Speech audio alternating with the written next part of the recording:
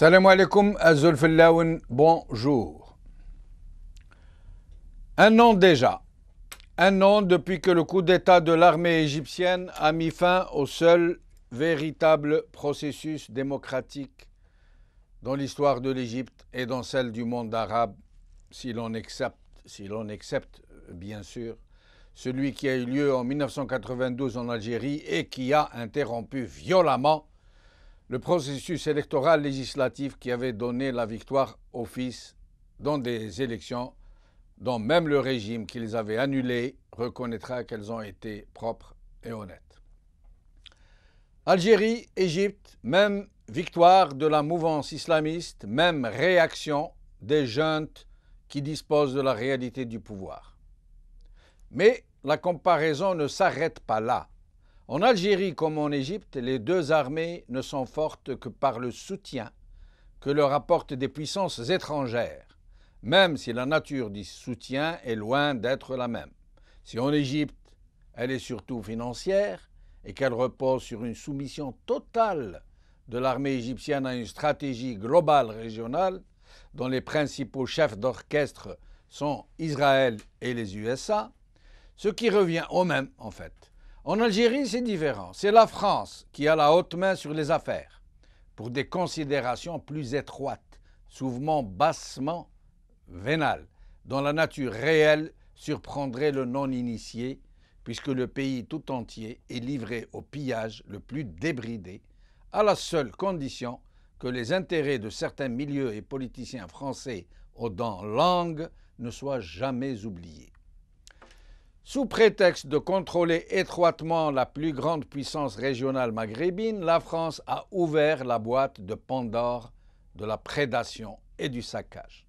C'est la France qui avait donné son feu vert pour l'interruption du processus électoral en 1992.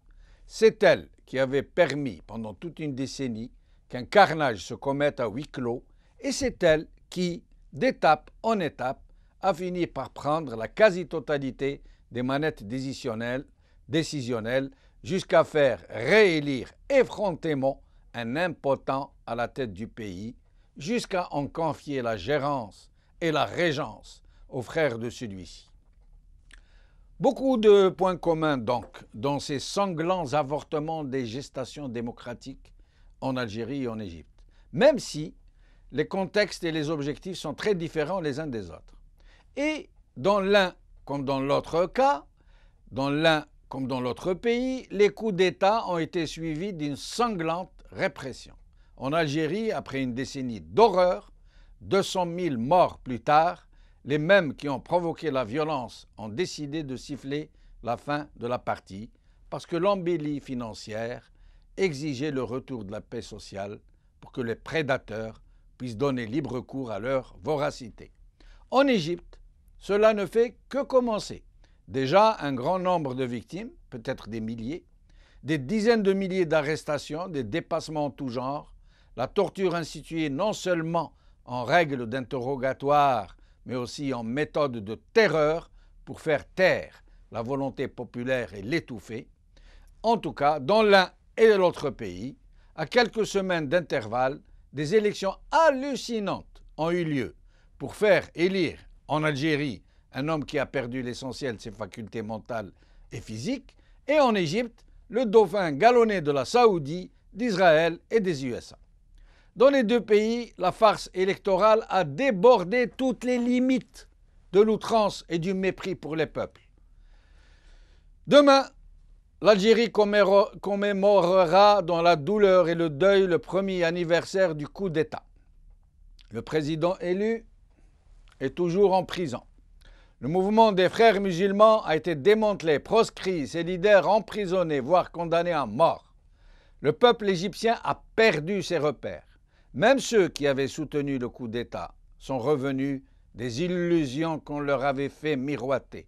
Ils sont désorientés et ont fini par comprendre qu'ils ont été bernés, grugés, qu'ils sont loin, très loin de cette démocratie qui leur avait été promise par ceux-là même qui l'avaient violentée, comme si des fauves pouvaient accoucher de blanches colombes. Mais l'unité du peuple égyptien cet élan magnifique de dizaines de millions d'Égyptiens qui avaient balayé le régime de Moubarak ne semble pas prêt de ressusciter. Au pays du Sphinx, les victoires des peuples ne renaissent pas de leurs cendres. Aujourd'hui, France Info, Égypte, un an après la destitution de Mohamed Morsi. Ensuite, la presse CA, la presse Canada. Égypte, 5 dirigeants islamistes arrêtés avant des manifs pro-Morsi. Jeune Afrique, Égypte, Sisi veut punir les auteurs des attentats. Avec nous, pour parler de ce douloureux anniversaire du coup d'État égyptien, Islam Awad Abdou, président d'un collectif français pour la défense de la démocratie en Égypte, et Benajila Sofiane, militant des droits de l'homme à la droite. Monsieur Benajila. Oui, bonjour. Bonjour, merci d'avoir accepté notre invitation. Alors voilà, nous sommes donc à la veille de la commémoration du premier anniversaire du coup d'État en Égypte. Alors, votre sentiment? Heureux que nous, on faisait mieux, parce que c'était une fête, n'est-ce pas? C'était un jour férié, le 19 juin. Pardon, Nous, c'était pire parce que c'était le 19 juin. C'était une fête. Oui, effectivement. Nationale. Effectivement. Nous, nous, on a commémoré le 19 juin 65, coup d'État. Pendant un certain temps, on l'a fait. Effectivement, on l'a toujours commémoré avec les flancs et les drapeaux, etc. Effectivement. Donc, ouais. Et la dictature, de toute façon, c'était prévisible qu'il y ait une dictature après. C'est même, enfin, c'est tout, ça se passe toujours comme ça. Et à savoir maintenant la dictature que ça va engendrer, comment elle va s'appliquer sur le peuple égyptien. Ce qui est bizarre, c'est que même ici, après les élections du 17, ça a été conçu, enfin, pris comme ça, sachant que tout le peuple, enfin la majorité n'a pas voté. Donc c'était sanctionné et le pouvoir maintenant, il fait la revanche, quoi. C'est exactement, enfin, plus masqué. Oui, mais Sofiane Benajila, le coup d'État a été commis dans des conditions atroces, des massacres. Oui, on se rappelle bien à Rabea. Alors, en plus, le même maréchalissime avait promis qu'il ne se présenterait jamais, qu'il ne visait rien d'autre que de rétablir la sécurité, la démocratie, etc. en fin de course.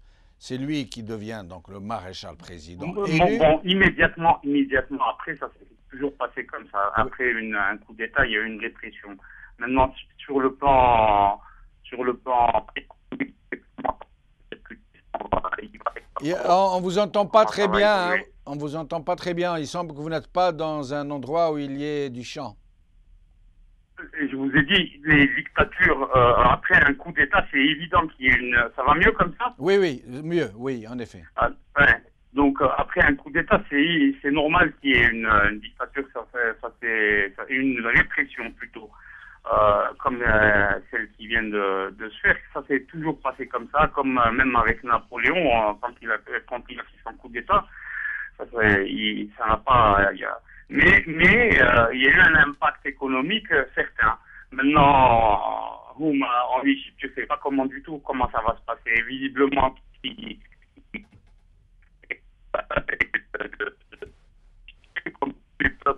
y a des coupures. Arabes ou berbères du Maghreb le sont, parce que nous, on ne veut pas de militaires et on ne veut pas de barbus non plus. Benajila Sofiane, on va prendre Monsieur Awad. Islam Awad Abdou, en attendant que vous vous mettiez dans un endroit où vous ayez plus de champs, parce qu'il y a des coupures. Monsieur Islam Awad Abdou, merci de nous avoir rejoints. C'est moi qui vous remercie. Merci. Alors voilà, je posais la question à l'invité qui vous a précédé, ce qu'était son sentiment à la veille de ce premier anniversaire, cet anniversaire douloureux du coup d'État en Égypte. Oui, eh bien, bon, demain, ce sera l'anniversaire de ce coup d'État militaire, mais c'est aussi un rendez-vous, le rendez-vous pour une population qu'il s'est fait voler sa révolution, qui occupera dès demain les rues en Égypte. Il faut savoir que depuis ce coup d'État militaire, la population égyptienne est mobilisée. La mobilisation, certes, a changé. On n'est plus on n'occupe plus des places comme celle de Midan Tahrir parce qu'il y a de gros risques sur le plan de la sécurité. Hein. Les Égyptiens risquent la mort très clairement si aujourd'hui ils manifestent et de façon statique. Mais dans les quartiers populaires en Égypte, de façon quotidienne, vous avez des manifestations contre ce coup d'État militaire. Demain, ce sera un moment fort, ce sera cet anniversaire de cette prise par la force sanguinaire du général Sissi. Le peuple égyptien sera rassemblé et il faut continuer jusqu'à que la justice soit rétablie. Islam, nous avons entendu parler de ces attroupements relativement importants, mais pas trop, dans des quartiers en effet. Mais vous pensez que ceux qui ont appelé ça la coordination, ce n'est pas seulement les frères musulmans qui ont appelé, hein, c'est une coordination. Ah non, bien sûr. C'est une coordination qui a appelé à manifester. Mais vous pensez qu'elle puisse encore fédérer après les coups de boutoir du régime? Oui, aujourd'hui, en fait, si vous voulez, vous avez quelques divergences au sein des rangs révolutionnaires entre les différents groupes révolutionnaires. On sait qu'il y a des divergences entre les jeunes générations et les ténors, si on peut parler comme ça, soit chez les frères musulmans ou chez d'autres partis. Aujourd'hui, il y a des négociations pour qu'un consensus soit trouvé et rapidement réoccuper le terrain. Pour la simple raison, c'est que l'Égypte aujourd'hui vit un désastre, si ce n'est pas politique, économique. Et le peuple égyptien ne peut plus supporter cette situation qui est complètement intenable. Mais vous pensez que la manifestation de demain sera importante? Vous pensez qu'elle sera massive? Je pense que les événements demain seront importants, mais ce que je peux vous dire, c'est qu'on ne prend pas un rendez-vous avec une révolution. On ne peut pas vous dire aujourd'hui, demain, la révolution en Égypte reprendra de plus belle et demain tout changera. Non. Ce que je vous dis, c'est qu'il y a un sentiment très vif au sein des Égyptiens de violation. Le peuple égyptien se sent violé, mais le peuple égyptien en même temps risque la mort. Aujourd'hui, il réfléchit, il sortira très certainement, si ce n'est pas demain, dans les prochains jours, parce que c'est son destin qui est en jeu. Restez avec nous, Islam Aouad Abdou. Je reviens à mon premier invité, Benajil Asfiane. Oui, je suis avec vous. Ah, très bien. Là, on vous entend mieux. Là, on vous entend mieux. Alors, selon vous, vers quoi va s'acheminer l'Égypte après tous les coups de boutoir, toute cette déstabilisation du mouvement des frères musulmans, toutes ces morts, ces condamnations à mort, ces dizaines de milliers d'arrestations? Vous pensez que la société égyptienne a encore la capacité de se ressaisir, de revenir vers Place Tahrir comme elle l'a fait pour Moubarak? Je pense qu'elle n'a pas le choix. Peut-être qu'elle ne va pas le faire de la même façon, mais elle n'a pas le choix. Et c'est une société qui se cherche comme nous. Et de toute façon, on est dans un dilemme où on parle, mais à l'époque, comment il s'appelle, George Combe avait parlé de concaténation de deux idéologies. Donc, il y a un vide qui se passe entre l'ancienne vision de la société et les aspirations nouvelles des générations ne sont pas du tout les mêmes, quoi. On peut pas, mais dans tout ça, la science exacte, c'est l'économie. C'est elle qui va dicter l'évolution de la société égyptienne en elle-même. Oui, mais l'économie, vous savez, si tant est que nous puissions relativiser. Actuellement, l'Égypte, elle ne sait pas comment elle va passer cet été sur le plan énergétique. Donc, elle attend les quelques livraisons de gaz d'Algérie là en GNL. Et donc, c'est une crise qui est importante, quoi. C'est pas de la rigolade. Mais l'Arabie saoudite a promis quasiment de porter le pays à bout de bras. Ils ont déjà débloqué dans les 5 milliards de dollars, semble-t-il, Ouais, et il serait disposé ça à pas, mettre ça le sera paquet juste, pour ne pas laisser tomber Sisi, parce qu'ils jouent leur va-tout dans cette affaire. exactement, exactement. De toute façon, lui, il essaie de se raccrocher un peu partout, hein, là où il peut. L'Afrique, les pays arabes, tout ce qui peut marcher, quoi. Les États-Unis, Hein, la Saoudie, les États-Unis, Émirats bon, arabes, hein, ça, on n'en surtout. parle pas, ça, c'est obligatoire, de toute façon. Oui. Ça, c'est obligatoire. Mais Il peut pas faire sans. Benaji Lassouane, le problème est que l'économie égyptienne est sous contrôle de l'armée égyptienne à peu près, je n'ai pas les chiffres exacts, à peu près, dit-on, pas loin de 50%, entre 40 et 50%, semble-t-il. C'est-à-dire ils ont tout, les trains, les transports, les manufactures, l'agriculture, les transformations alimentaires, l'industrie alimentaire, les salles de spectacle, ils sont un peu partout. Et l'économie égyptienne donc, est très dépendante de l'armée égyptienne qui la gère directement et où nulle institution n'a droit de regard. Ça veut dire que c'est entre eux. Donc ils disposent d'un levier très, très important pour la suite des événements, quoi. Oui, mais est-ce qu'ils vont arriver à générer du développement? C'est ça oui. Parce que il y a une chose qui est quand même dont il faut tenir compte, c'est la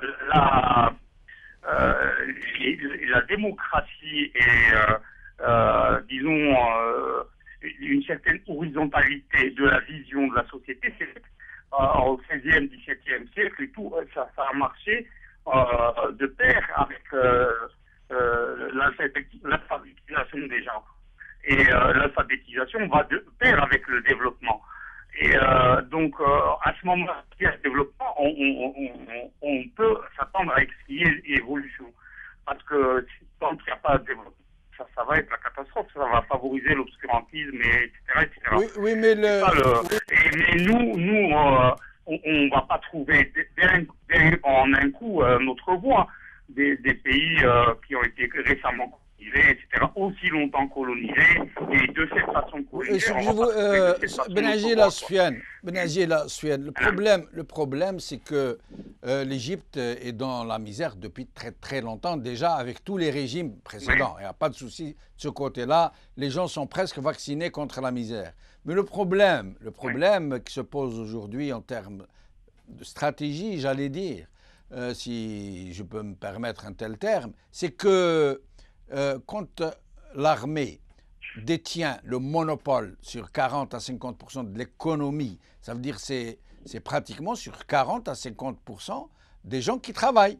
Ça veut dire elle a barre sur ces gens de façon directe. Et là, ça... Bon, là, les financières, ça s'appelle l'armée. Mais si vous partez aux États-Unis, il y a 400 bonhommes qui ont 90% de l'argent des Américains. Et combien d'Américains vivent au-dessus du seuil de pauvreté, etc. Bon, parmi les sénateurs américains, pratiquement tous sont milliardaires. C'est à peu près la même chose. Et c'est des lois qui votent les lois pour eux. C'est tout. C'est une autre façon, mais c'est toujours la même pression et c'est toujours nous, c'est plus parce que nous, c'est l'oppression, quoi. Soufiane Boulahgila, on vous entend encore plus mal que tout à l'heure. Essayez de vous mettre dans un endroit où il y a un peu de champ, on va vous rappeler dans un petit moment. Islam Awad Abdou, oui. Vous êtes en France, racontez-nous un peu comment vous avez créé ce collectif pour la défense de la démocratie en Égypte. Oui, alors ce collectif est né en fait au lendemain de ce coup d'État, ou même le jour même, le 3 juillet 2013, parce qu'ici en France, vous avez une communauté égyptienne assez importante, donc il était normal qu'elle s'organise et qu'elle aille solliciter ici les instances publiques, les instances politiques, pour les avertir, parce que dès ce coup d'État engagé, il y avait comment dire, ce silence médiatique par rapport à ce qui se passait en Égypte. Donc pour nous, notre priorité ici en France était de communiquer sur ce qui se passait, c'était d'établir des liens avec les instances politiques ici pour faire pression sur ce régime militaire et continuer à dire la vérité sur ce qui se passe en Égypte. Et vous réussissez un peu à mobiliser, à faire passer le message? Ah, bien sûr, bien sûr. Depuis le coup d'État, nous manifestons de façon hebdomadaire au cœur de Paris. Nous avons rencontré beaucoup de responsables politiques, de journalistes qui sont aujourd'hui sensibles à ce qui se passe, mais qui ne peuvent pas bouger parce qu'il y a aussi de l'autre côté des pressions politiques. Au fond, l'Égypte, il faut savoir le général Sissi, l'armée égyptienne entretient des relations très intimes avec des partenaires qui ne servent pas du tout la cause arabe. Et aujourd'hui, ils travaillent pour leur compte en France, aux États-Unis et partout dans le monde. Et vous allez manifester demain? Demain, bien sûr. Demain, notre rendez-vous est pris. Nous manifesterons au centre de Paris. Et puis également la semaine prochaine et les semaines qui suivront jusqu'à la chute du coup d'État militaire. Alors, justement, c'est l'occasion pour vous qui êtes sur antenne de lancer un appel et préciser aux gens au centre de Paris où exactement, à quelle heure, etc. C'est l'occasion pour vous de lancer un appel à ceux que vous voulez. Oui, alors demain, nous manifesterons. Alors, nous attendons toujours la confirmation de la préfecture. On manifestera normalement place de la République, on ira jusqu'à Châtelet à partir de 17h. À partir de 17h, de la place de la République à Châtelet. Place de la République à Paris, direction Châtelet, à partir de 17h. De toute façon, les membres et les sympathisants du collectif ont la possibilité de se rendre sur Internet, sur Facebook, et de vérifier ces informations sur la page du collectif Démocratie en Égypte. Eh bien, essayez donc de nous envoyer des images si vous le pouvez. Nous n'aurons personne malheureusement demain sur place. Essayez vous-même de nous envoyer des images que nous ferons un devoir de relayer. Merci beaucoup Islam Aouad Abdo, en espérant vous revoir bientôt pour faire le point avec vous. Merci, au revoir. Je reviens à Ben Agila Sofiane. Oui. J'espère que cette fois-ci, votre téléphone ne va pas nous refaire des siennes. Alors, Monsieur Ben Agila Sofiane, pour l'Algérie comme pour l'Égypte, les processus ont été à peu près similaires. Et aujourd'hui, les deux peuples sont pris en otage, ils n'ont plus rien à dire. Ça se passe en dehors d'eux, au-dessus d'eux, voire même ça se passe en dehors de leur pays. Ce sont maintenant des puissances, des puissances supranationales qui décident de nos sorts réciproques. Dites-moi, comment voyez-vous l'avenir pour l'Algérie comme pour l'Égypte? Bon, il y a tout, on a peur il y a une grande incertitude face à un futur, disons, inconnu. C'est une nouvelle expérience. Et puis, il y a ici le facteur humain, il prend toute son ampleur en tant qu'ethnie, langue, religion donc, est-ce qu'on va avoir, monsieur, il a signalé tout à l'heure, il a dit, c'est des gens qui travaillent, qui défendent les intérêts de leur peuple. Nous, le problème, c'est que pour l'instant, nous, ils ne défendent pas l'intérêt de notre peuple. C'est ça la grande différence. C'est-à-dire que le pouvoir défend ses propres intérêts tout court, au détriment des intérêts du peuple. Et ça marche pas. C'est ça la grande différence. Et là, c'est l'impasse, quoi. Pour nous, ça serait l'impasse.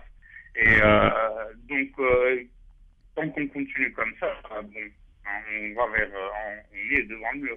Il n'y a pas l'espoir, il n'y a pas l'espoir d'un sursaut, d'une lame de fond qui se lèverait du fond des tréfonds populaires pour balayer ces régimes. Il y a la menace grandissante du chômage qui est invincible, celle-là pour l'instant. On arrive avec rien qu'en diplômé, on a 120 000 diplômés qui arrivent chaque année sur le marché.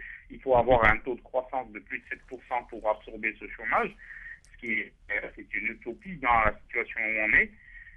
Et donc il y a ça, il y a la paupérisation, je ne sais pas si vous avez vu les chiffres, le copain Taramban qui touche 8% de la population, plutôt 21% de la population, 8 millions d'habitants, ça ne cesse de grandir.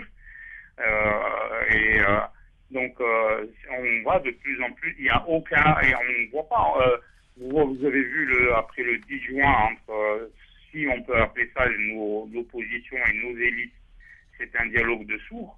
Oui. Le pays, le pouvoir n'est pas du tout prêt à discuter, ne veut pas discuter, quoi. Et donc, d'où un papier que j'avais écrit à l'époque, l'armée interviendra tôt ou tard si ça continue comme ça. C'est-à-dire que dans un cas comme dans, c'est-à-dire que dans un cas comme dans l'autre, pour l'Algérie comme pour l'Égypte, il faut presque souhaiter que ça se passe mal économiquement pour que le peuple puisse se réveiller, quoi. Nous en sommes là, c'est-à-dire, nous en sommes là. Ça se passerait mal. Ça veut dire s'il n'y a pas, si l'embellie financière continue, par exemple pour l'Algérie, si l'embellie pétrolière et gazière continue, ça va continuer comme ça jusqu'à la fin des temps, quoi. Jusqu'à la fin du pétrole. On est en pleine déplétion par rapport au prix. On ne peut même pas augmenter notre production de gaz et tout. Elle est en diminution. De l'autre côté, on a une consommation qui n'arrête pas d'augmenter.